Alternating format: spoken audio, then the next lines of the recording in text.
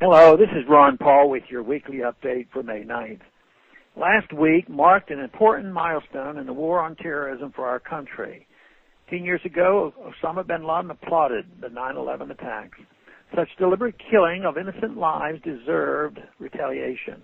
It is good that bin Laden is dead and justice is served. The way in which he was finally captured and killed shows that targeted retribution is far superior to wars of aggression and nation building. In 2001, I supported giving the President the authority to pursue those responsible for the vicious 9/11 attacks. However, misusing that authority to pursue nation building and remaking the Middle East was cynical and dangerous, as the past 10 years have proven. It is tragic that it took 10 years, trillions of dollars, tens of thousands of American casualties, and many thousands of innocent lives to achieve our mission of killing one evil person. A narrow, targeted mission under these circumstances was far superior to initiating wars against countries not involved in the 9/11 attacks, and that is all we should have done. This was the reason I emphasized at the time the principle of Marque and Reprisal permitted to us by the U.S. Constitution for difficult missions such as we faced. I'm convinced that this approach would have achieved our goal much sooner and much cheaper. The elimination of Osama bin Laden should now prompt us to declare victory and bring our troops home from Afghanistan and Iraq. Al-Qaeda was never in Iraq, and we were supposedly in Afghanistan to get Osama bin Laden.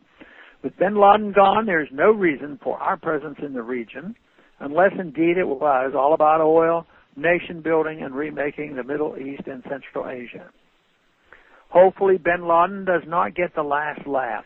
He claimed the 9/11 attacks were designed to get the U.S. to spread its military dangerously and excessively throughout the Middle East, bankrupting us through excessive military spending, as he did the Soviets, and to cause political dissension within the United States.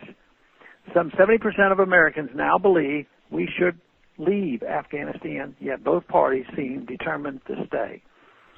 The best thing we could do right now is prove bin Laden a false prophet by coming home and ending this madness on a high note. Tragically, one result may be the acceptance of torture as a legitimate tool for pursuing our foreign policy. A free society, calling itself a republic, grounded in rule of law, should never succumb to such evil. At the very least, we should all be able to agree that foreign aid to Pakistan needs to end immediately.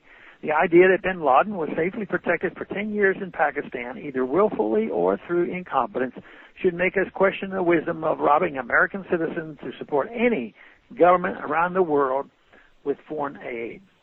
All foreign aid and intervention needs to end. Our failed foreign policy is reflected in our bizarre relationship with Pakistan. We bomb them with drones, causing hundreds of civilian casualties. We give them billions of dollars in foreign aid for the privilege to do so, all while they protect America's enemy, number one, for a decade. It's time to consider a sensible non-interventionist foreign policy as advised by our founders and authorized by our Constitution. We would all be better off for it. Thanks for calling this update. A new update is placed on this number, 888-322-1414 every Monday. The written text can be found on my website, www.house.gov/Paul, under the heading Texas Straight Talk. Thanks for calling.